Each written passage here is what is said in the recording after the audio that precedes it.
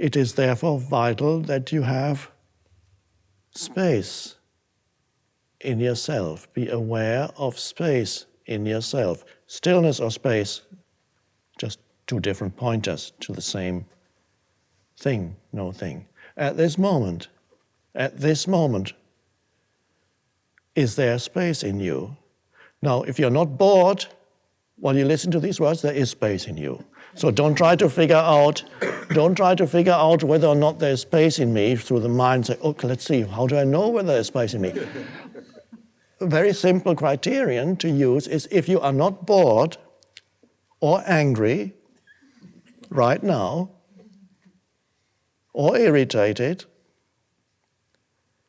there is space in you. The dimension is there. That's because it's only from there that you can sit here and not be bored or irritated or angry.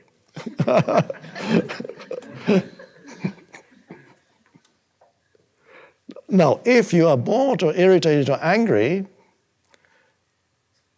you can either walk out and be irritated, bored, and angry somewhere else,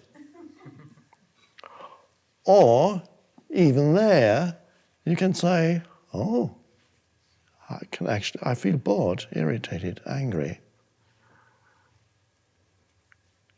And who knows that? How do you know that? Well, I'm aware that I am bored or irritated or angry. So are you the boredom, the anger, or the irritation, or are you the awareness of the boredom, the anger, or the irritation? So I'm giving you another chance.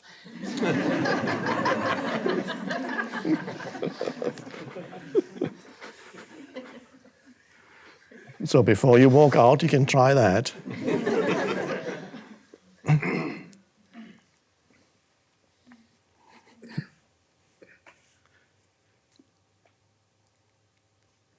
Now, I assume that most of you are not bored, irritated, or angry.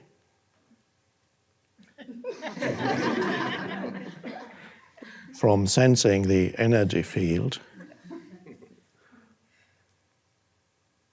And so, there's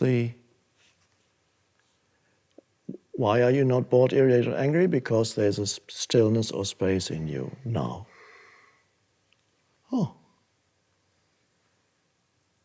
And you haven't disappeared as a form identity. You're still sitting there in the chair.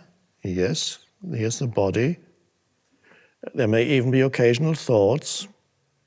Occasionally, in and out. And then again, under that, all of that is, there may even be a little bit in your stomach that says, oh, I should have had breakfast. Am I picking up somebody's thought? I should have had breakfast, then I wouldn't be hungry now. Okay? And again, the stillness underneath it and between it. And so your life then is continuously a movement of being there as a form identity, but knowing yourself essentially as the space. Then you are free from being trapped in the form and making your life a misery. Because no matter how hard you try and what you do, you can do all the right things. But if the valley is missing in your life, then the most vital dimension is missing from your life. And no matter how conscientious you are and do all the right things and are tidy and your life is arranged logically and maybe you have a life plan for the next 15 years, for every year you know what you want to do. Nothing wrong with that. And you'll still be creating misery.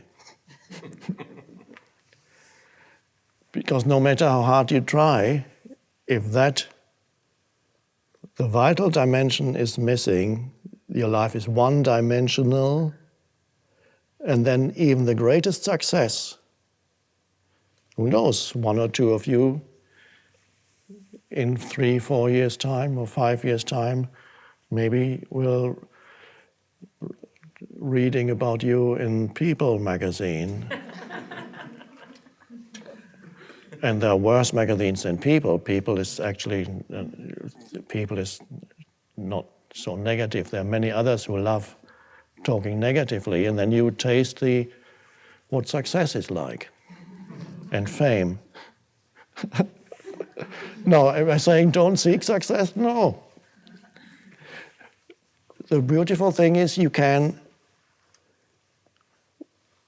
still play in the world of form, and you play more beautifully when you realize it is only a relative truth. And anything that you achieve as this mountain is only relatively true and valid. And it'll come to an end. And everything you achieve as a mountain will have its other side to it. Everything you lose, there's loss and gain. There's always the interplay.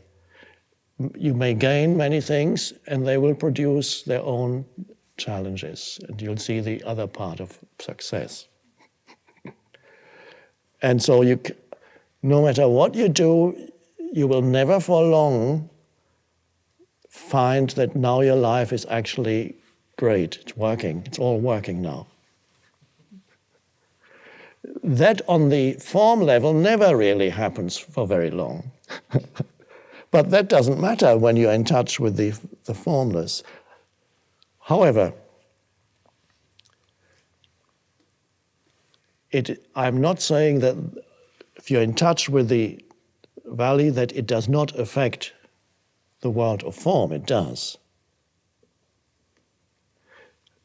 You will notice that, first of all, the sense of heaviness and seriousness, and which is ultimately fear, goes out of your life. And when you're no longer dealing with situations and people from that place of seriousness and heaviness and ultimately anxiety and fear, then the world that you experience, or what you experience as the world, changes. Because a different quality flows out. It is that quality that comes from the unmanifested. So there tends to be a great improvement in the way in which you experience the world, because you experience in a more gentle way. Even the so-called problems are experienced in a more, because you are not giving them that, you are not feeding the so-called problems with your reactivity and your heaviness and your fear. Because the more fear you bring to the challenges, the greater the challenges become, or the so-called problems become, through your reaction. And it's only from the place of being the valley that you can be in a state of non-reaction when challenges arise in the form of people or situations. People can be very challenging. Situations can be challenging. But if every challenge brings out the fear, and you cannot be without fear as long as you're identified with the mountain, because you want to survive as this thing. That fear only goes when you're in touch with the space. And then you don't need to react. Respond when necessary, yes. React, no. And many problems are dissolved when you simply don't react, because quite often there's nothing much you can do anything you do, in many cases, not all, sometimes action is required, but in many cases, anything you do, you only add to the problem.